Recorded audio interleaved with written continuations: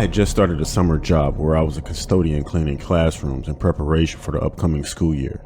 My dad worked for the town's district to get me this job. I was the youngest one in there. I was 20 years old at the time, and there were a handful of people that worked with me. They were usually off doing other tasks like waxing the floors and covering up foul writing on the walls with paint. The schools were empty besides the staff who was cleaning. Things were going fine for the first couple of weeks. Mostly, I was on my own wiping down desks and dusting while listening to music. It was nice and I enjoyed not having someone on my ass all day telling me what to do. After I had finished cleaning the middle school, the head custodian had sent me another woman. We'll call her Karen, who was my co-worker, to go start cleaning the high school. She was a slacker who'd often go out and smoke cigarettes, but was really a nice lady. She didn't care what I did and was always off doing whatever she wanted, so yeah, basically I was alone. Again, I didn't mind because I liked the freedom, but I was taking up the bulk of the work. A few days had gone by and I finished cleaning a couple of hallways. It was time to move to the basement where the robotics and the woodworking classes were. I didn't think anything of it until I got down there. I noticed light was peeking through under the doorway of my classroom. The windows of the class were covered with shades. I found this really odd since it was the summer and no one was in the building besides Karen and I. I walked over and I peeked in the door window. The lamp was on the desk, but no one was inside. I proceeded to knock, no answer. After turning the knob, I realized the door was locked, so I used my key to open the door. A musty smell flooded my nose, and I decided to scope out the room. Maybe someone had forgotten to turn the lamp off. I disregarded that idea when I noticed the computer at the teacher's desk was on also. The screen looked weird. I'd never seen this layout before. The website was all black and with red writing on it. It also had a chat box. I didn't have time to read the chat because a sudden voice came from the doorway.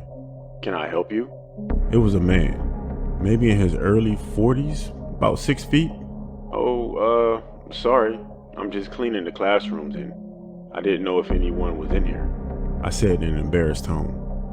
So I see. Well, I appreciate that and don't worry about it, because I'm in here. I'm working on a few things, so sawdust is going to get everywhere again after you guys clean up. Anyway, so go ahead. He said this in a very strange way, like he was hiding something. He walked over and he sat at his desk while closing the browser. Okay, no problem. I then proceeded to the door. Wait, can I ask you a favor? He said in a delirious way. Yeah, sure.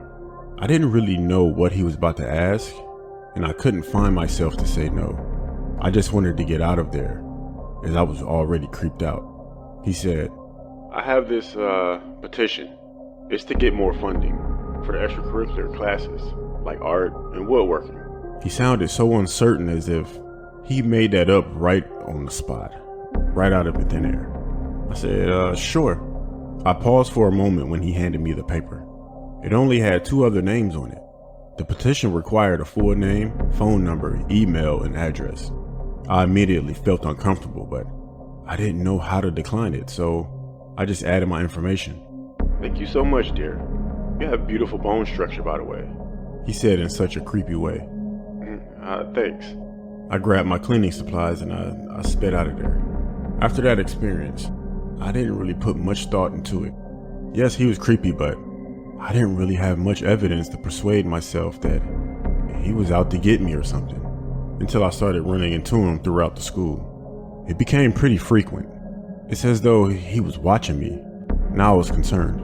I dismissed it because he just smiled at me or waved as if I saw him. Maybe I was overreacting. I mean, he was a teacher after all. Still, my gut feeling was telling me something wasn't right. Weeks went on and I started to notice him less and less. I only had a few more weeks at this job and then back to college I go.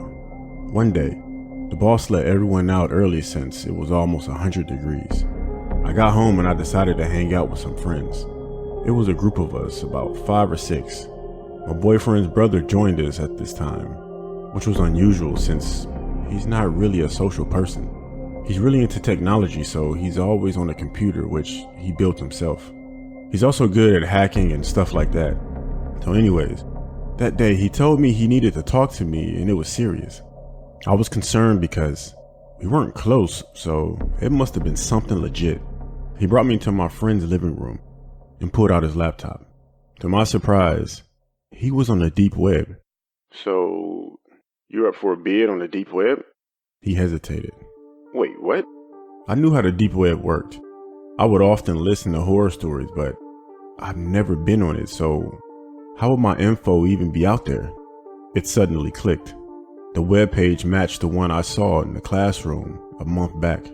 I had also given my info to that guy. My heart felt like it had dropped into my stomach. I explained this to my boyfriend's brother. He advised me to call the police immediately, which is what we did. They did an investigation on the teacher and found activity on his computer. Not only that, but he had several girls' information along with pictures.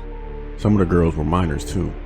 There was also wooden contraptions that they found in his home, in which he probably made at the shop. He probably planned to use them on these girls, or me. I was disgusted but relieved that he was caught. I often wonder, what would have happened if the page was never discovered? Would he have kidnapped me and killed me online for these sick people? I don't know, and I don't want to know. I changed my number and moved since the incident. This just goes to show you that you can never give out your personal information to anyone.